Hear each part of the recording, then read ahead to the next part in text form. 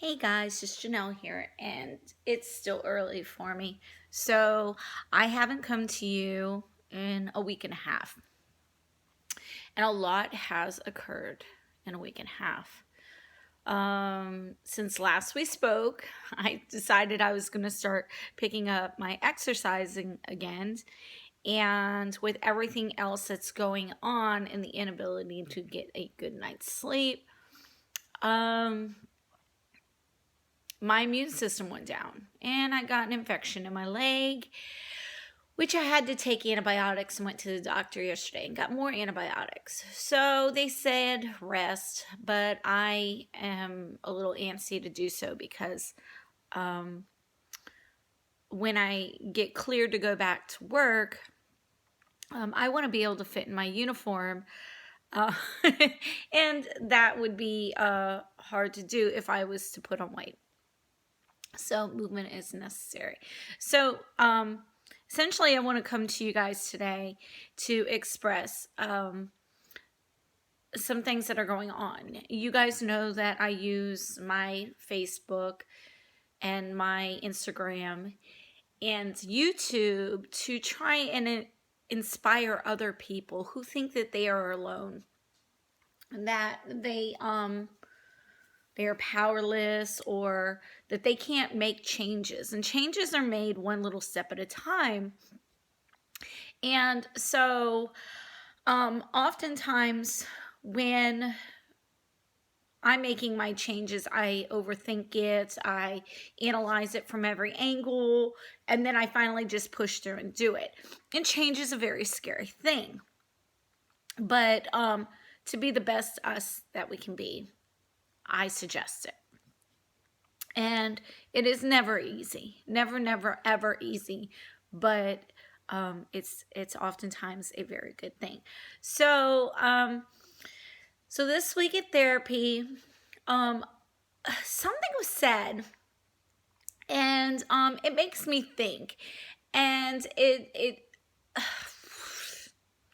maybe over ponder the statement, but the statement that was made was that our past is our future and our future is our past.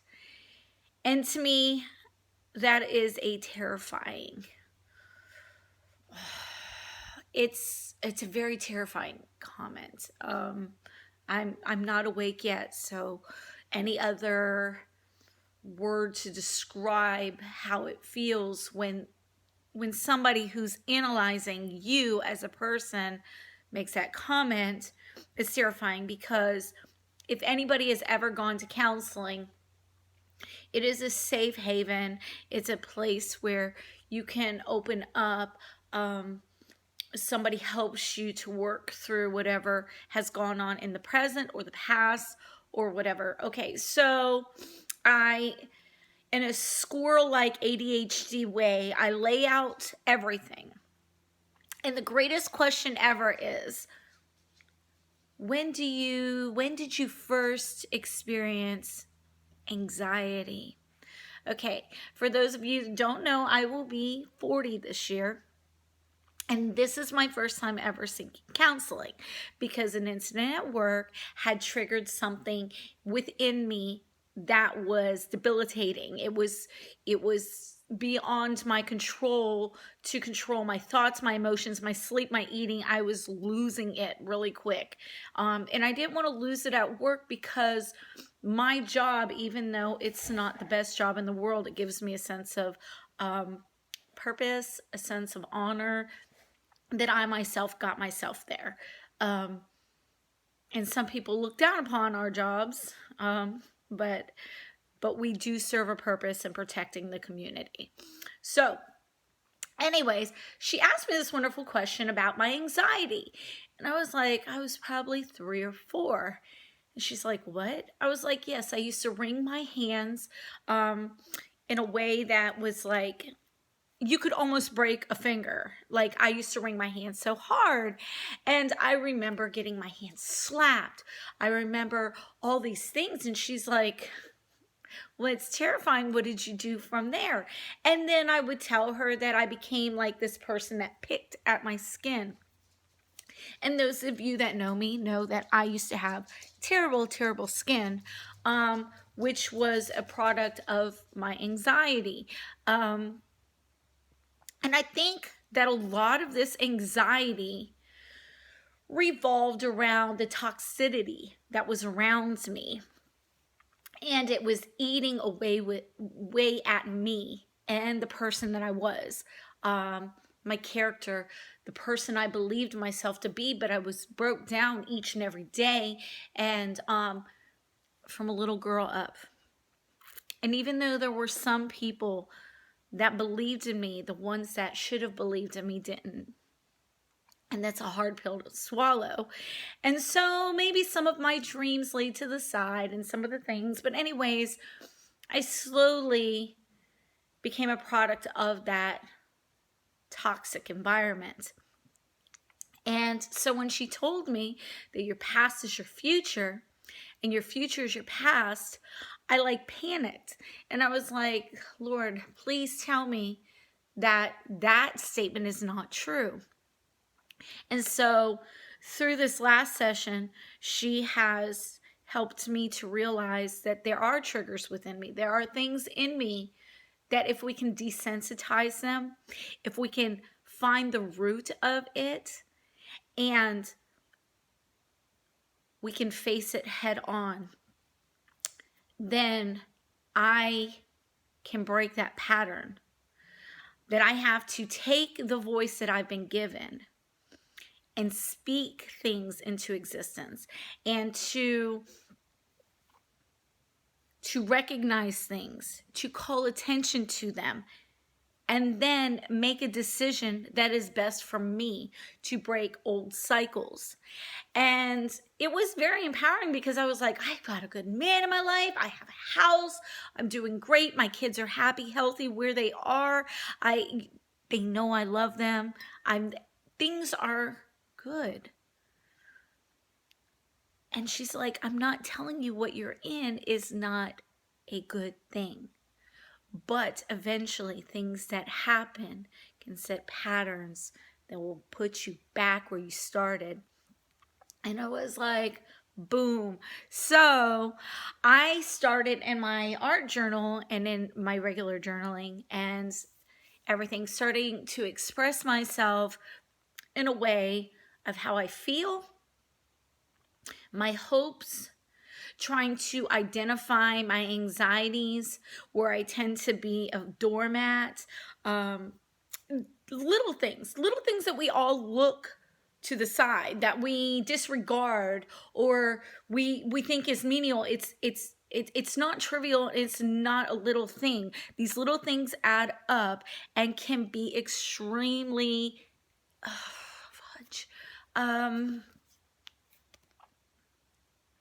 can be a terrible thing for you.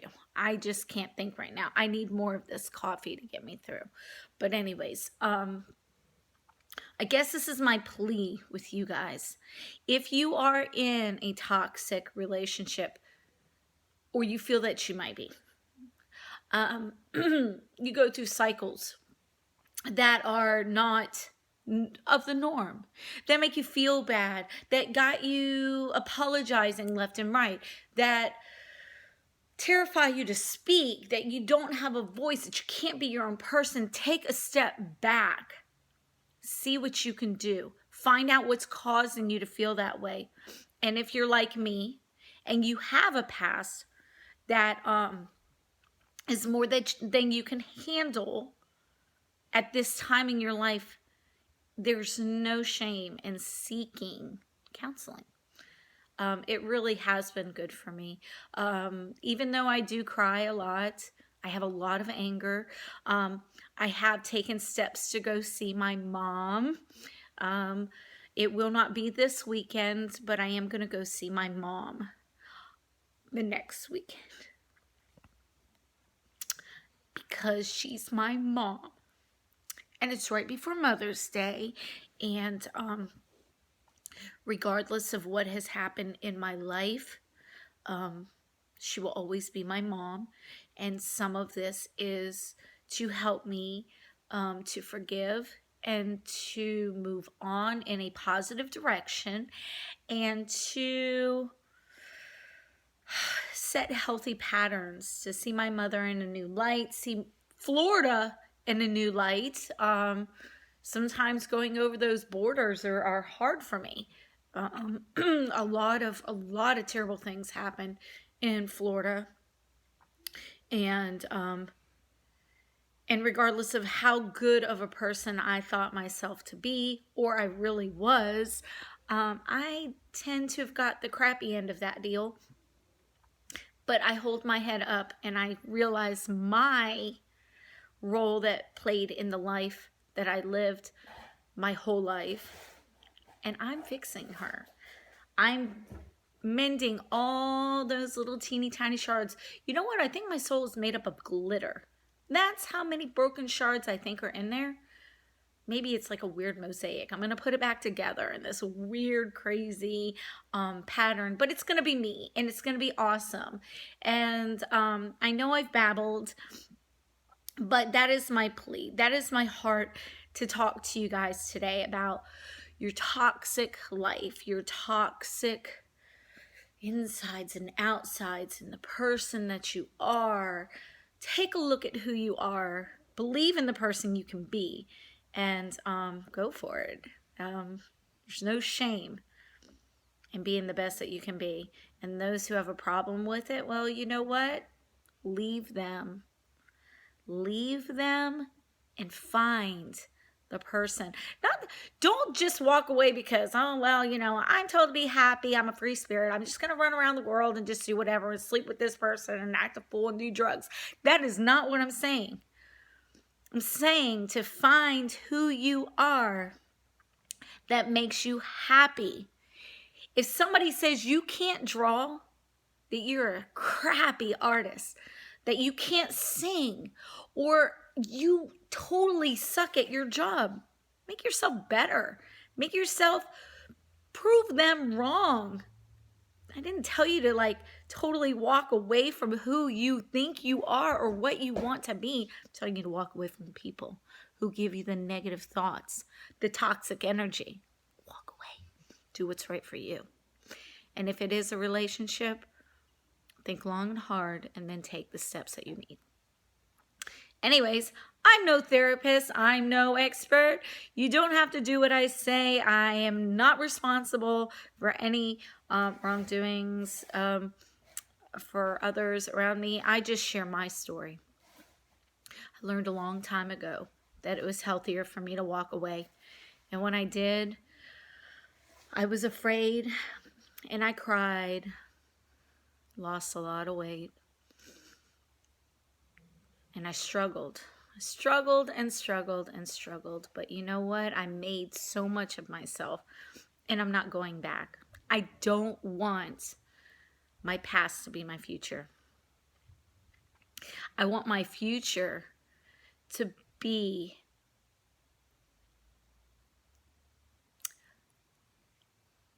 a more glorified vision of my past.